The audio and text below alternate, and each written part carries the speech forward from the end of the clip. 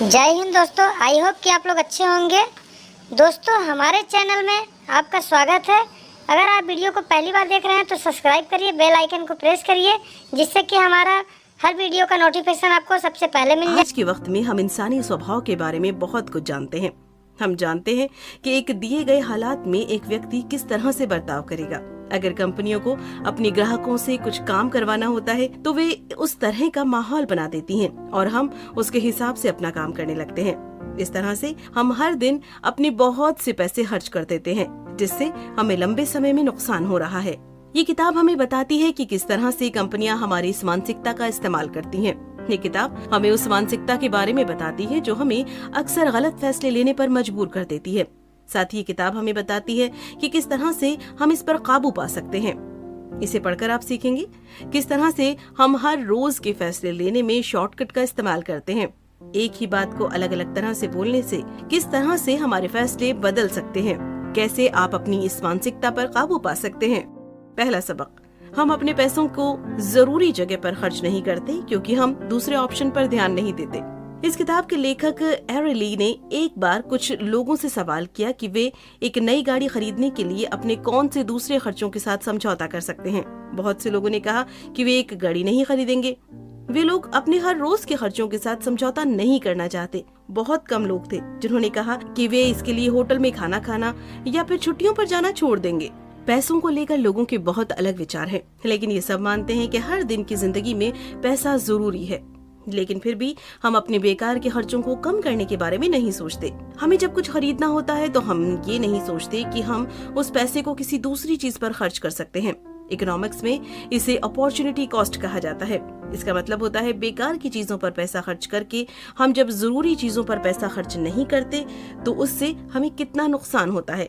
इस तरह से जब हम पैसे खर्च करते वक्त दूसरे ऑप्शन के बारे में नहीं सोचते तो हम बहुत बड़ी गलती कर रहे होते हैं। इसके पीछे दूसरी वजह यह है कि हमें सोचना पसंद नहीं है, इसीलिए हम बाहरी चीजों पर ज्यादा ध्यान देकर एक चीज की कीमत को पहचानते हैं। हम अपने हर खर्च पर रुककर ये नहीं सोचते कि हम पैसे को किस बेहतर काम में लगा सकते हैं। हम बस एड्स को देखने के बाद सामान खरीदने का फैसला कर लेते हैं। कंपनियां हमारी मानसिकता का इस्तेमाल करती हैं और अपने एड्स में हमेशा कहती रहती हैं कि उनका ऑफर सीमित समय के लिए है। इससे हमें डर लगता है कि कहीं हमारे हाथ से कुछ छूट न जाए और हम अपने पैसे खर्च कर देते हैं। दूसरा सबक, हम फैसले लेने के लिए अक्सर शॉर्टकट्स का इस्तेमाल करते हैं। एक चीज की असल कीमत क्या है ये हम पता नहीं लगा सकते। अगर आपको एक कपड़ा खरीदना है तो उसकी असल कीमत का मतलब उसमें लगने वाले सामान की कीमत, उसे बनाने में हुए खर्चे और उसे दुकान तक शिप करने के खर्चे। लेकिन हम में से ज्यादातर लोगों के पास इतनी जानकारी निकालने का समय नहीं होता, इसीलिए हम कुछ शॉर्टकट्स का इस्तेमाल करते हैं। इसके लिए हम एक चीज की तुलना दूसरे से करते हैं। हम ये देखते हैं कि इसकी क्वालिटी का सामान दूसरी जगहों पर कितने दाम में मिल रहा है और इस तरह से हम बेहतर फैसले लेते हैं। लेकिन क्या हो अगर इसमें भी कंपनियां हमें धोखा दे दें। एग्जाम्पल के लिए जेसीपेनी नाम की एक चेन स्टोर को ले लीजिए। 2012 तक वो अपने स्टोर के सामान का दाम बढ़ा देते थे और फिर उसे काट कर उस पर डिस्काउंट लिख देते थे और उसे फिर रिटेल प्राइस पर ले आते थे। इस तरह से वहाँ पर सामान खरीदने वालों को लगता था कि वहाँ के जूते की कीमत 1200 है, लेकिन डिस्काउंट के चलते उन्हें वो आज सिर्फ 1000 में मिल रहे हैं। इस तरह से वे वहाँ पर खूब शॉपिंग किया करते थे। लेकिन इसके बाद रॉन जॉनसन वहाँ के सीईओ बन गए। उन्हें अपने ग्राहकों से इस तरह से झूठ बोलना अच्छा नहीं लगा। उन्होंने ये सारे काम बंद कर दिए, लेकिन इससे ग्राहकों को लगने लगा कि उन्हें अब डिस्काउंट नहीं मिल रहा है, जिससे उन्होंने वहाँ से सामान खरीदना बंद कर दिया। उस साल उन्हें $985 मिलियन का नुकसान हुआ। सामान खरीदने के लिए हम डिस्काउंट का सहारा लेते हैं, लेकिन फिर भी हम ये नहीं पता कर पाते कि उस समय उस सामान की असली कीमत क्या है। अगर कुछ डिस्काउंट मिल रहा है तो हमें लगता है कि वो सस्ता है।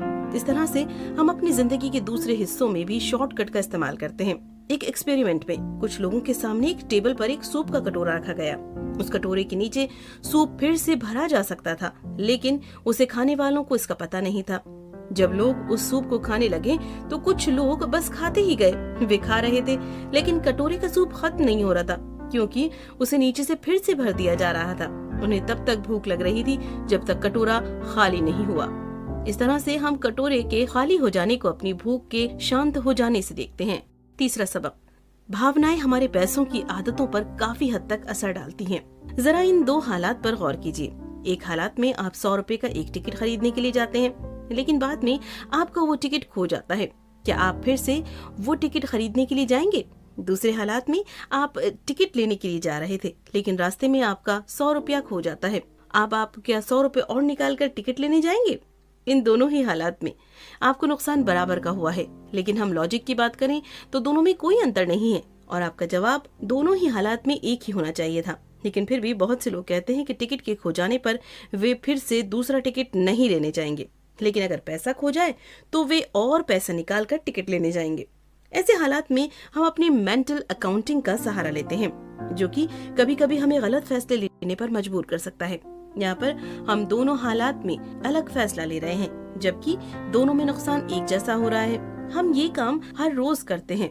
अगर हमें कुछ खरीदना होता है तो हम सारे ऑप्शन के बारे में नहीं सोचते। हम ये नहीं देखते कि वो सामान हमें किस तरह से सस्ता मिल सकता है। हम बस अपने मेंटल अकाउंटिंग का सहारा लेते हैं और जिस तरह से आज तक काम करते आए हैं वैसे ही फिर से काम कर देते हैं। इसके अलावा दूसरी तरह की अकाउंटिंग भी होती है, जिसे इमोशनल अकाउंटिंग कहा जाता है। ये भी हमारे लिए नुकसानदायक हो सकती है। कभी कभी हम अलग अलग जगह में मिले हुए पैसों को अलग अलग नजर से देखते हैं। शादी में एक महिला को अपने घर से जो पैसे मिलते हैं वो उसे सारी उम्र बचा कर रखती है, क्योंकि वो उसके घर वालों की याद दिलाता है। लेकिन वही पैसा अगर उसे किसी ऐसे व्यक्ति ने दिया हो जिसे वो पसंद नहीं करती, तो वो उसे जल्दी से जल्दी खर्च करके उससे छुटकारा पाने के बारे में सोचती है। इसीलिए ये जरूरी है कि आप पैसों से अपनी भावनाओं को मत जोड़िए, उनका इस्तेमाल हमेशा सोच समझ। चौथा सबक, शब्दों के और रिवाजों के इस्तेमाल से हम एक चीज की अहमियत को बदल सकते हैं। फिर से इन दो लाइनों पर ध्यान दीजिए। एक आपदा में पुलिस कर्मचारी बिल्डिंग में फंसे 33% लोगों को नहीं बचा सके। एक आपदा में पुलिस कर्मचारियों ने बिल्डिंग में फंसे 66% लोगों को बचा लिया। इन दोनों लाइनों में दूसरी लाइन को पढ़ने पर आपको लगा होगा कि पुलिस ज्यादा काबिल है, लेकिन असल में ये दोनों लाइनें एक ही बात बोल रही थी। दूसरे एग्जाम्पल में फिर से इन दोनों लाइनों पर ध्यान दीजिए। अगर आपकी सैलरी 20% कम कर दी जाए तो आपको कैसा लगेगा? अगर आपको सिर्फ अपनी सैलरी का 80% भाग खर्च करके अपना महीना बिताने के लिए कहा जाए तो आपको कैसा लगेगा?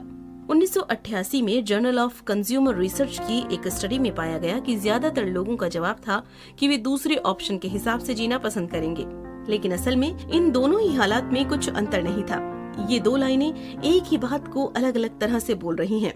इस तरह से अगर हम शब्दों का इस्तेमाल कुछ अलग तरह से करें तो हमारा दिमाग उसे कुछ अलग तरह से देखने लगता है। रेस्टोरेंट में और होटल में इस तरह के शब्दों का इस्तेमाल खाने की क्वालिटी को दिखाने के लिए किया जाता है। वे लोग कुछ इस तरह के शब्दों का इस्तेमाल करते हैं कि उनके ग्राहकों को लगे कि वे बहुत अच्छी क्वालिटी का खाना है और उसके लिए ज्यादा पैसे दे। एग्जाम्पल के लिए, जब कंपनियां अपने ग्राहकों को किसी प्रोडक्ट से संबंधित ईमेल भेजती हैं, तो वो कुछ इस तरह से लिखती हैं, हमारी सूर्या टीम आपके लिए लेकर आई है।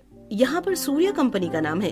अगर हम उसके आगे टीम लिख दें तो लोगों को लगता है कि बहुत समझदार लोग एक साथ मिलकर उनके लिए काम कर रहे हैं, लेकिन वो इसे कुछ इस तरह से लिख दे, सूर्या कंपनी आपके लिए लेकर आई है, तो लोग उसे कुछ अलग तरह से देखते हैं। उन्हें लगता है कि कंपनी उन्हें अपना सामान बेचना चाहती है। ठीक इसी तरह से अगर हम रिवाजों को किसी चीज से जोड़ दें तो लोग उसे ज्यादा अहमियत देने लगते हैं। आदिवासियों में ये एक पुरानी परंपरा है। अगर वहाँ के लड़कों को झुंड का एक हिस्सा बनना है तो उन्हें बहुत सी मुश्किल परीक्षाएं पास करनी होगी। दोस्तों, वीडियो अच्छा लगा हो तो लाइक शेयर जरूर करिएगा, क्योंकि बहुत मेहनत से आप लोगों के लिए वीडियो बनाता हूँ। और नेक्स्ट वीडियो में मिलता हूँ फिर से। जय हिंद।